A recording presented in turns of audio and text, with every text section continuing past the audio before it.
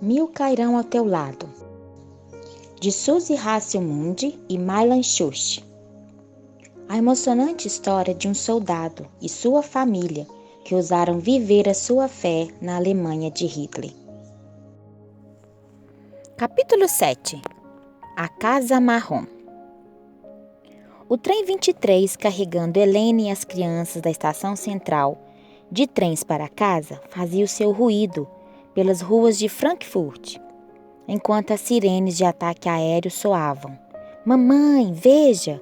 Kurt apontou para os prédios de apartamento que passavam. Onde? As janelas, mamãe. Todas as janelas estão quebradas. Helene ficou com o coração apertado. São as bombas, ela falou com tristeza. Quando explodem, a pressão do ar quebra as janelas. Você acha que as nossas janelas também estão quebradas? Lotte perguntou. Logo vamos descobrir. Finalmente o trem parou. A meia quadra de distância já avistaram as cortinas balançando com o vento. Oh, não! Resmungou Helene. Pensou consigo mesma, nosso apartamento é no térreo. Ninguém está lá para protegê-lo. Devem ter levado todas as coisas. Preparando-se para o inevitável, ela conduziu as crianças para fora do trem e em direção ao apartamento. Quando abriu a porta, as crianças correram para dentro. Está empoeirado, ouviu Lotte comentar. Com o coração saltitante, Helene decidiu entrar. Uma camada grossa de poeira cobria tudo. Os seus olhos vistoriaram cada canto. Crianças, ela falou timidamente. Acho que nada foi levado. Aqui está o meu castelo, Kurt achou, e os soldadinhos de chumbo. E vejam, disse Helene, os potes e panela, as toalhas de mesa, a cama da boneca de Lotte, está tudo aqui. Ninguém tocou em nada. Enquanto Kurt e Lotte iam empolgados de quarto em quarto, Helene rapidamente arrumou a campa de Gerd e o ajeitou ali. Ele ainda estava com febre. Então ela juntou as crianças e, unidos, ajoelharam-se em oração. Obrigado, Deus, pela proteção sobre nós e os nossos pertences. Kurt e Lotte desfizeram as malas e arrumaram as coisas nos lugares costumeiros. Enquanto isso, Helene foi até a despensa no porão e trouxe grandes placas de papelão. Com elas cobriu as janelas quebradas. Está tão escuro aqui, reclamou Lotte. Mas pelo menos o vento frio não está entrando. Helena lembrou. Isso vai ter que funcionar até que eu consiga trocar os vidros. Agora, crianças, disse ela com firmeza, tivemos uma longa viagem e estamos cansados. Temos que ir para a cama. Após alguns dias, Gerd recuperou totalmente e eles voltaram à antiga rotina, com uma exceção aterrorizante. As crianças iam para a escola e Helene cuidava da casa. Mas agora, todas as noites, as bombas caíam em Frankfurt. Diariamente, elas oravam para que Deus os protegesse e poupasse sua vida. Gerd, que tinha 7 anos agora, nunca estava preocupada com a segurança deles. As bombas nunca poderão nos atingir, ele dizia confiantemente. Como você sabe? Perguntava Kurt. Porque nós estamos sob a proteção de Deus. Então a cidade vizinha de Darmstadt foi bombardeada. Em uma noite, milhares de pessoas foram mortas. A fé de Gerd no poder de Deus ainda estava inabalável. Ele tinha certeza de que os membros da igreja lá tinham sido poupados. Na igreja, sábado, eles ficaram felizes ao rever os amiguinhos e seus primos, Anneliese e Ebert.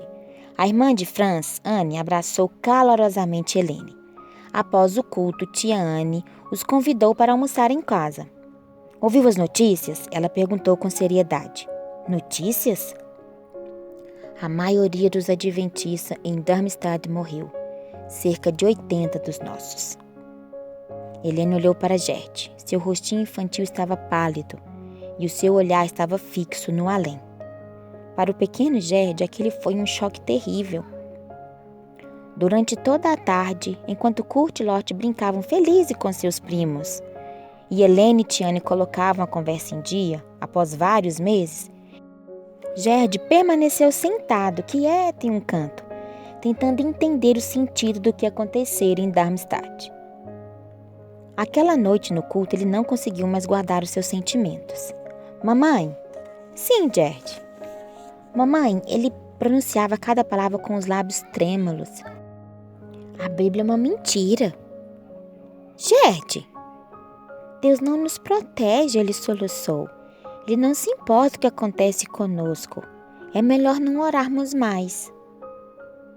Gerd, ouça. A voz de Helena era suave para contrapor aquela mágoa. Você aprendeu uma lição importante hoje. Dor e tragédia podem sobrevir a qualquer um, bom ou mau. O que é necessário é acreditar que Deus nos ama, não importa o que aconteça. Conquanto sejamos seus filhos, não importa se vivemos ou morremos, porque no final todos moraremos com Ele no céu. Em silêncio, ele tentou absorver o que a mãe lhe dissera. Na segunda de manhã, Helena encontrou o Sr. Donnig a caminho da mercearia.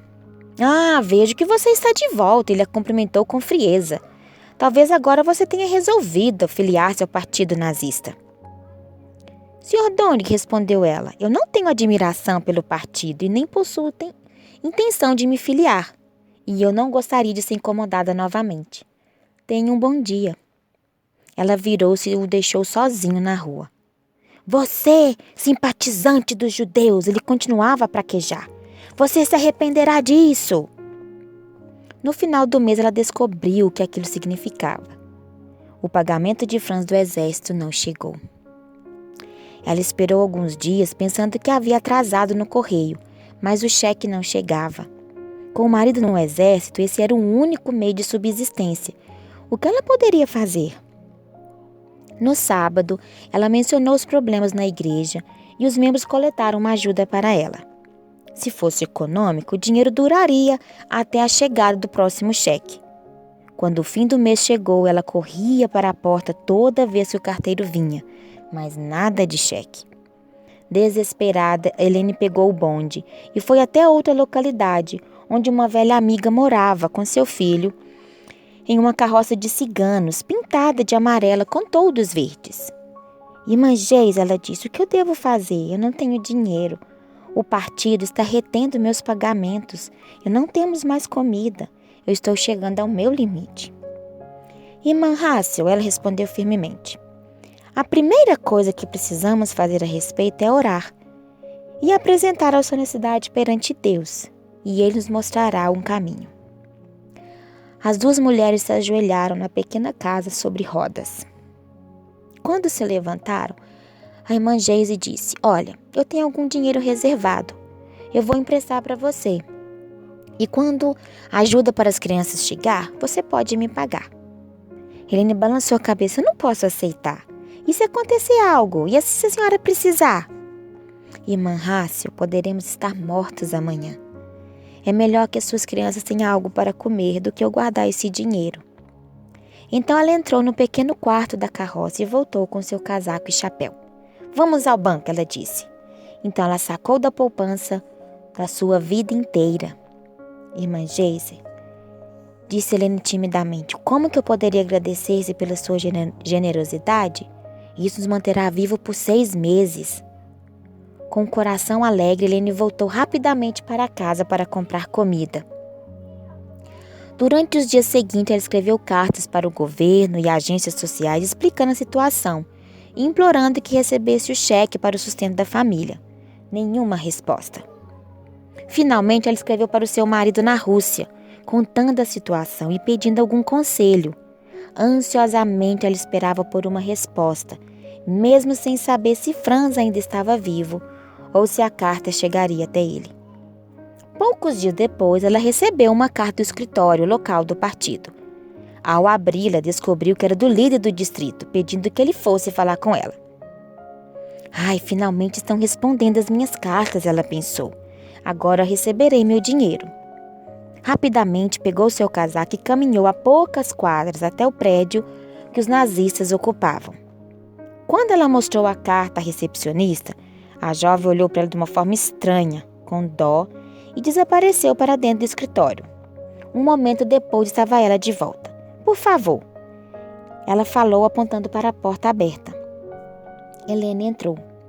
Atrás da mesa com pilhas de papel sentava-se um homem com o rosto vermelho e o nariz vermelho de um bêbado. Senhora Haas, ele levantou um pedaço de papel. Reconhece isto? Curiosa, Helene inclinou-se para mais perto. Sim, é uma carta que eu escrevi para meu marido há alguns dias. Como chegou até você? Ele deu um olhar azedo.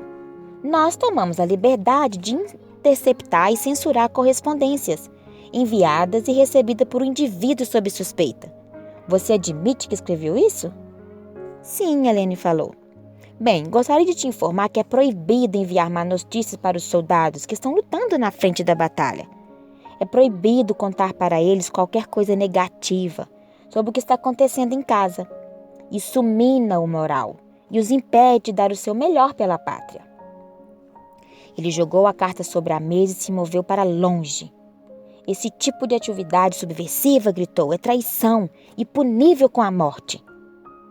Helene olhava sem acreditar. Nós não temos recebido dinheiro há meses, ela retrucou. Como devemos viver? Não é um direito meu escrever meu marido e pedir ajuda? Você cometeu um crime, disse ele friamente. Lidaremos com isso. Aguarde notícias nossas. Ele virou a mão em um gesto para que ela se retirasse e gritou para a secretária ao lado. O próximo, por favor. Helene voltou para casa com as pernas tremendo. Ela pediu a Deus novamente ajuda e sabedoria.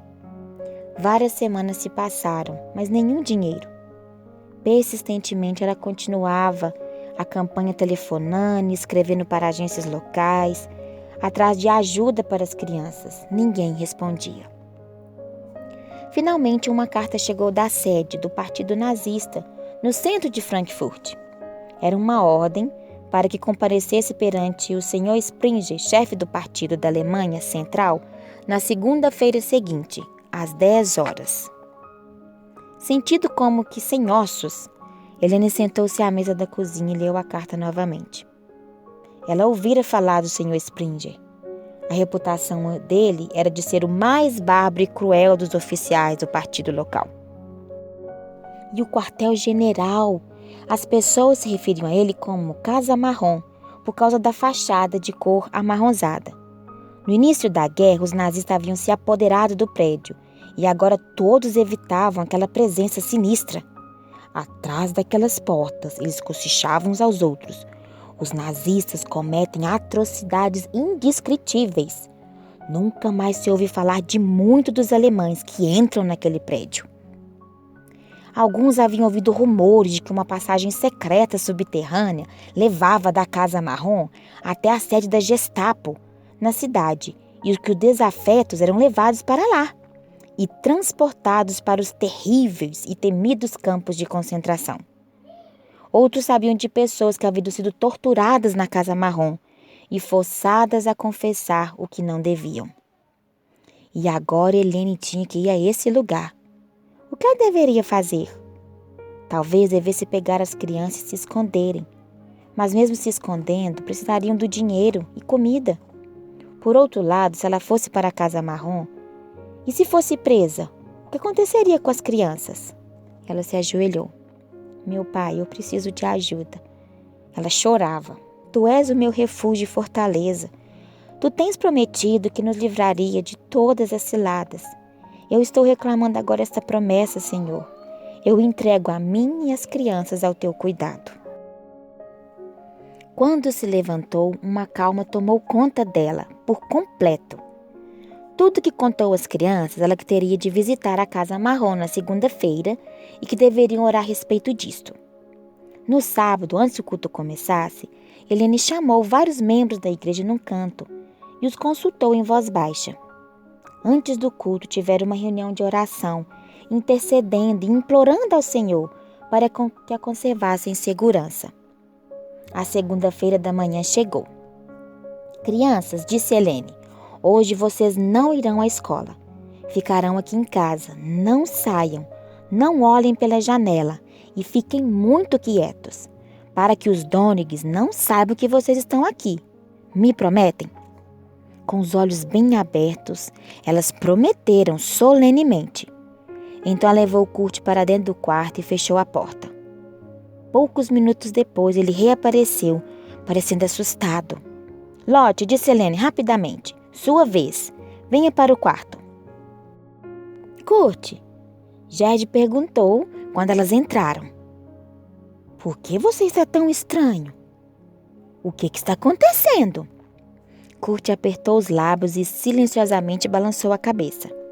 Era a vez de Gerd. Após fechar a porta com firmeza, Helene falou para ele. Ouça cuidadosamente o que eu tenho que falar para você, porque só tenho tempo de falar uma única vez. E a sua vida pode depender disso. Eu tenho que ir à Casa Marrom dentro de alguns minutos. Você permanecerá quieto dentro do apartamento a manhã toda. Não fique andando, não faça barulho para que os vizinhos não te ouçam, entendeu? Gerd engoliu em seco e sinalizou com a cabeça. Se tudo der certo, eu estarei de volta bem antes do meio-dia. Mas a Casa Marrom é um lugar perigoso e posso não retornar. Eu já combinei com a família das igrejas para que cuidem de vocês. Se eu não estiver de volta até o meio-dia, eu quero que saiam, um por um de casa. Você, Gerd, irá até a estação de trem e tomará o número 23. Na 7ª parada, desça e tome o trem número 17, passando por estações. Desça e alguém da igreja estará esperando para levar você até um esconderijo. Lembre-se de que você estará seguro com a igreja. Cada um de vocês tem endereços diferentes. Não conte a Lottie e a Kurt o que eu falei com você. Desta forma, se a Gestapo encontrar você, não haverá forma de você denunciar ao outro. Agora repita as instruções para eu ter certeza de que você se entendeu corretamente.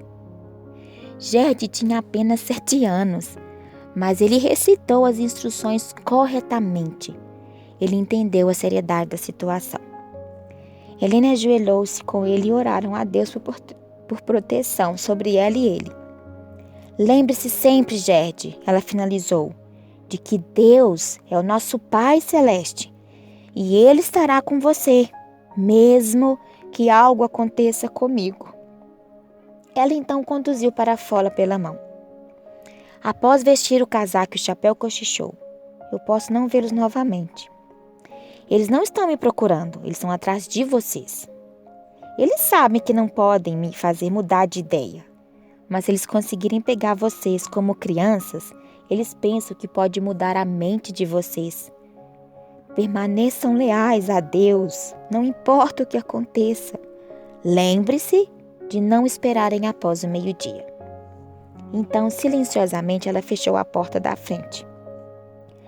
Permanecendo bem longe da janela, as 3 crianças espiaram através da cortina e observaram quando ela caminhava pela calçada até a parada, conhecida como Lindenbaum, chamada assim por causa de uma árvore de 400 anos que existia ali.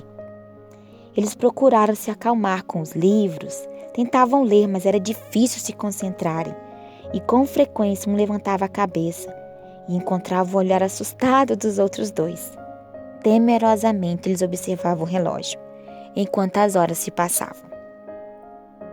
Até 11h45 de manhã, a mãe deles não havia voltado.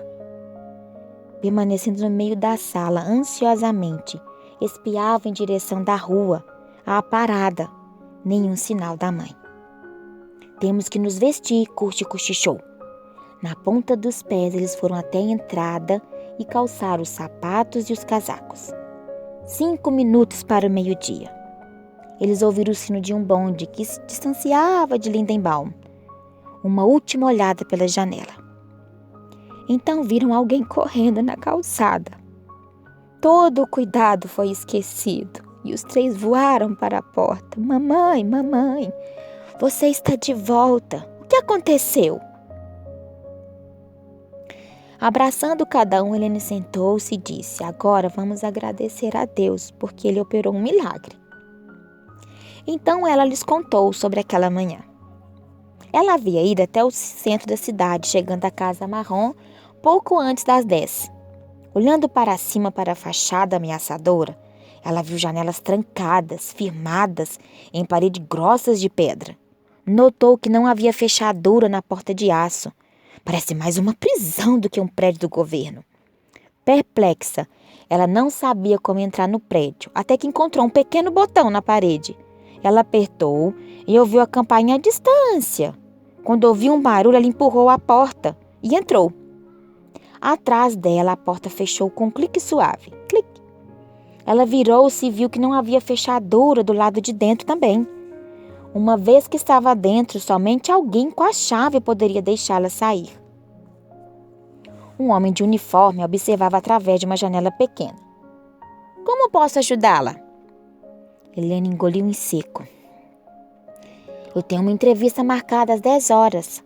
Deixe-me ver a sua ordem. Ele olhou a carta que ela recebera. Oh, sim, com o Sr. Springer. Terceiro andar, número 11, à esquerda. A janela fechou-se bruscamente. Com medo, Helene subiu as escadas da casa escura e assustadora. Ela não encontrou ninguém, mas se sentia cercada por anjos. Bateu à porta. Entre! Uma vez que havia entrado, ela se aproximou de uma mesa escura de nogueira, com um volume grosso e uma plaquinha de bronze polido no qual se lia Glautley Springer. O homem estava atrás da mesa. Era magro, tinha testa grande, cabelos castanhos penteados para trás, pequenos e estreitos olhos azuis. Ele puxou um volume grosso em sua direção. Senhora Hassel, tenho um documento aqui muitos condenatórios. Você se recusa a ingressar no partido ou Liga das Mulheres. Os seus filhos não vão à escola aos sábados. Você escreveu uma carta subversiva ao seu marido. Por anos você tem resistido aos nossos esforços. Tudo isso me parece muito suspeito. Você é judia? Não, eu sou ariana, há mais de 10 gerações. E tenho documentos que provam isso. Então o que está acontecendo? Por que você se recusa a se cooperar? Senhor, eu sou adventíssima do 7º dia. Enquanto falava, Helene de repente se sentiu leve e livre. Todo o medo se fora. Ela continuou segura. Nos 10 mandamentos, Deus pede que o adoremos no 7º dia e que guardemos o sábado como um dia santo. As leis de Deus ainda são válidas hoje, e é por isso que eu guardo o sábado. Enquanto falava, ela examinava as feições do homem, mas não podia interpretar nada na sua expressão séria. Ele pegou o telefone e conversou com o assistente.